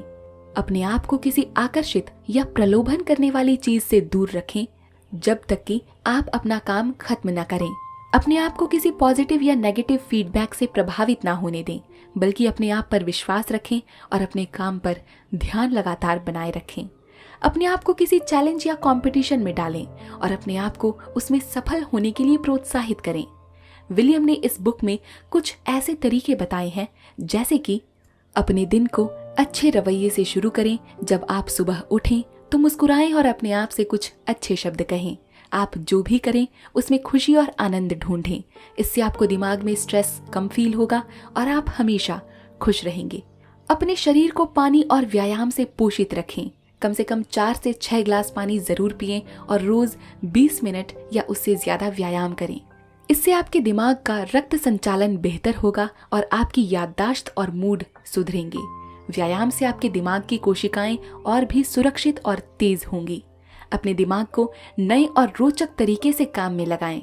आप कोई नया हुनर सीखें, जैसे कि कोई नया खेल सीखना, भाषा सीखना या कोडिंग करना।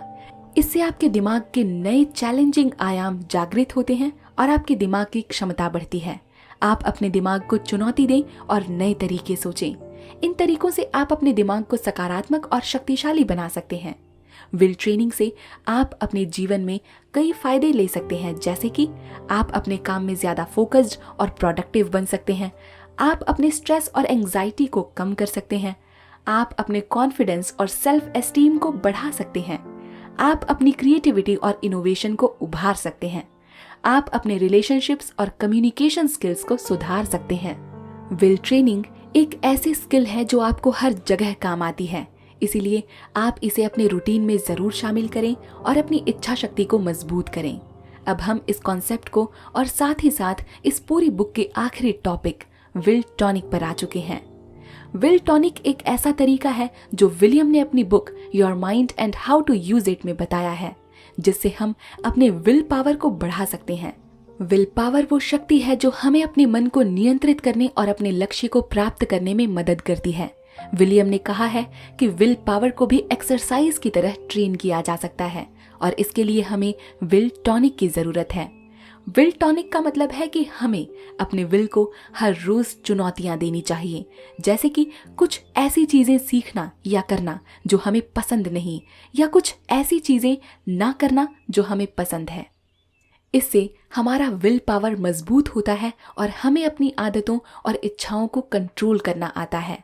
विलियम ने कुछ एग्जाम्पल्स भी दिए हैं, जैसे कि अगर आपको मीठा खाना पसंद हो तो आप एक दिन मीठा बिल्कुल ना खाएं या कम खाएं।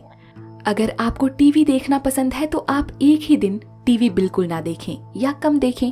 अगर आपको एक्सरसाइज करना पसंद नहीं है तो आप एक दिन एक्सरसाइज जरूर करें या ज्यादा करें। अगर आपको किसी से बात करना पसंद नहीं है तो आप एक दिन उनसे बात जरूर करें या ज्यादा करें। विलियम ने कहा है कि विल टॉनिक से हम अपने विल को स्ट्रॉन्ग और फ्लेक्सिबल बना सकते हैं और इससे हमें जिंदगी में बहुत फायदा होगा। हम अपने गोल्स को अचीव करने में ज्यादा कॉन्फिडेंट और डिटरमाइंड हो जाएंगे और हमें किसी भी सिचुएशन का सामना करने में आसानी होगी। विल टॉनिक से हम अपने माइंड को कैसे यूज करना है वो भी सीख सकते हैं। दोस्तों, समय हो चला है एक छोटी सी कहानी से आपको इन तीनों कॉन्सेप्ट्स को समझाने का, और ये कहानी इस पूरी फुल ऑडियो बुक की आखिरी कहानी होगी। ये कहानी है एक माँ की जिनका नाम था रेखा। रेखा एक विधवा और गरीब महिला थी, लेकिन उसको अपनी बेटी से बहुत प्यार था। उसकी बेटी का नाम था पूजा। पूजा एक नन्ही सी और प्यारी सी बच्ची थी, लेकिन उसको अपने आप पर बहुत कम विश्वास था। उसको पढ़ाई में इंटरेस्ट नहीं था और उसको अपने सपने पूरे करने का कोई इरादा नहीं था। उसकी माँ ने उससे कहा कि अगर वो अपने आप को आगे बढ़ाना चाहती है तो उसको अपने विल को स्ट्रॉन्ग करना होगा। विल का मतलब है कि हम अपने माइंड से डिसाइड करते हैं और किसी चीज या काम को करने की चाहत रखते हैं। विल से हम एक स्ट्रॉन्ग डिटर्मिनेशन करते हैं और ये दिखा सकते हैं कि हम अपने चैलेंजेस को ओवरकम कर सकते हैं। धीरे धीरे ही सही, लेकिन पूजा ने अपनी माँ की बात मानी और उसने अपने विल को स्ट्रॉन्ग करने के लिए विल ट्रेनिंग शुरू किया। विल ट्रेनिंग का मतलब था कि हम अपने माइंड को एक्सरसाइज देते हैं और उसे किसी चीज या काम को करने देते हैं। विल ट्रेनिंग से हम अपने विल पावर को इंक्रीज कर सकते हैं और अपनी हैबिट्स को चेंज कर सकते हैं। पूजा ने अपनी विल ट्रेनिंग के लिए कुछ स्टेप्स फॉलो किए, जैसे कि अपने गोल को क्लियर और स्पेसिफिक किया और उसके लिए डेडलाइन सेट की। अपने गोल्स के लिए एक्शन प्लान बनाया और उसको फॉलो किया। अपने गोल के लिए मोटिवेशन और इंस्पिरेशन ढूंढा और उसे याद रखा। अपने गोल के लिए ऑब्स्टेकल्स और डिस्ट्रैक्शंस को आइडेंटिफाई किया और उन्हें अवॉइड किया। अपने गोल के लिए फीडबैक और सपोर्ट लिया और उसे इम्प्रूव किया। अपने गोल के लिए प्रोग्रेस और अचीवमेंट्स को ट्रैक किया और उसने सेलिब्रेट किया। पूजा ने इन स्टेप्स को अपने विल ट्रेनिंग में यूज किया और उसको अपने गोल को अचीव करने में मदद मिली। उसको पता चला कि उसको डांस बहुत पसंद है और वो एक डांसर बनना चाहती है। उसने अपने विल ट्रेनिंग से अपने डांस स्किल को इम्प्रूव किया और उसको हर स्टेज पर परफॉर्म करना आया। उसको पता चला कि विल ट्रेनिंग एक मेथड है जो हमें अपने विल को डेवलप करने में मदद करती है। लेकिन सिर्फ विल ट्रेनिंग से काम नहीं चलने वाला था, उसको तो विल टॉनिक की भी जरूरत थी। विल टॉनिक का मतलब था कि हम अपने माइंड को रिफ्रेश करते हैं और किसी भी चीज या काम को करने के लिए अपने दिमाग को एक मजबूत टास्क देते हैं जिसे शायद हम पसंद नहीं करते। हम अपने दिमाग को चैलेंज देते हैं। विल टॉनिक से हम अपने विल को एनर्जाइज कर सकते हैं और अपने मूड को बूस्ट कर सकते हैं। पूजा ने अपने विल टॉनिक के लिए कुछ टिप्स फॉलो किए, जैसे कि अपने माइंड को रिलैक्स किया और स्ट्रेस से दूर रही, अपनी बॉडी को हेल्दी रखा और एक्सरसाइज और डाइट पर ध्यान दिया, अपनी माइंड को पॉजिटिव रखा और नेगेटिव थॉट से छुटकारा पाया, अपने माइंड को क्रिएटिव रखा और नई चीज़ों को एक्सप्लोर किया, अपने माइंड में फन को एक्सप्लोर किया और हॉबीज़ और नए इंटरेस्ट को एंजॉय किया, अपने माइंड को ग्रेटफुल रखा और ब्लेसिंग्स और अपॉर्चुनिटीज़ को अप्रिशिएट किया। पूजा ने इन टिप्स को अपने विल टॉनिक में यूज़ किया और उसको अपने गोल को अचीव करना आसान लगा। उसे पता चला कि उसको पेंटिंग बहुत पसंद है और वो एक पेंटर भी बनना चाहती है। उसे अपने विल टॉनिक से अपने पेंटिंग स्किल को डेवलप करना सीखा और उसको कैनवस पर पेंट करना आया। उसको पता चला कि विल टॉनिक एक सप्लीमेंट की तरह है जो हमें अपने विल को मेंटेन करने में मदद करती है। इस तरह पूजा ने विल ट्रेनिंग, विल टॉनिक के जरिए अपने आप को आगे बढ़ाना सीखा और उसने अपनी लाइफ में बहुत सारी खुशियां और सफलता पाई। उसने अपनी माँ का शुक्रिया अदा किया और उसने अपने विल को अपना बेस्ट फ्रेंड माना। मुझे उम्मीद है दोस्तों कि आपको ये कहानी पसंद आई होगी और आपको इन 3 शब्दों का मतलब भी समझ में आ गया होगा। तो दोस्तों, मैंने आपको इस पूरी बुक में जितनी भी बातें लेखक ने लिखी उनको आसान से आसान भाषा में समझाने का प्रयास किया। जाने से पहले बस यही कहना चाहूंगी कि विलियम एटकिंसन की book your mind and how to use it एक प्रैक्टिकल साइकोलॉजी की बुक है जो हमें अपने माइंड को यूज करना सिखाती है। इस बुक में एटकिंसन ने अपने माइंड के वेरियस एस्पेक्ट्स और फंक्शंस को एक्सप्लेन किया और हमें उन्हें इम्प्रूव करने के लिए टिप्स और टेक्निक्स भी बताई। इस बुक से हमें ये पता चला कि हमारा माइंड एक पावरफुल टूल है जो हमें अपनी लाइफ में सक्सेस और हैप्पीनेस लाने में मदद करता है। इसीलिए हमें अपने माइंड को ट्रेन करना, डेवलप करना और मेंटेन करना चाहिए। इस बुक का कंक्लूजन यही है कि हमें अपने माइंड को अपना बेस्ट फ्रेंड बनाना चाहिए और उसके साथ हार्मनी में रहना चाहिए। इसीलिए आपको जब भी टाइम मिले इस बुक को ज़रूर पढ़िएगा। आशा करती हूँ आपने इस ऑडियो बुक से आज अपने दिमाग और इमोशंस को अच्छे से समझ लिया होगा। जैसे आपने समझा था, इस बुक को पढ़ने के बाद मैंने अपनी माँ का बहुत सारा धन्यवाद दिया और खुद से ये वादा किया कि चाहे जो हो जाए मैं अपने माइंड की मास्टर खुद बनूंगी और अपने माइंड को अपना मास्टर नहीं बनने दूंगी। मिलते हैं अगली वीडियो में, तब तक के लिए धन्यवाद दोस्तों। इस ऑडियो बुक को अपना कीमती समय देने के लिए आपको मैं दिल से आभार व्यक्त करती हूँ और मिलती हूँ एक और नई अमेजिंग बुक के साथ, नई कहानियों के साथ। तब तक के लिए धन्यवाद, नमस्कार। हमेशा मुस्कुराते रहिए और अपना ध्यान रखिए।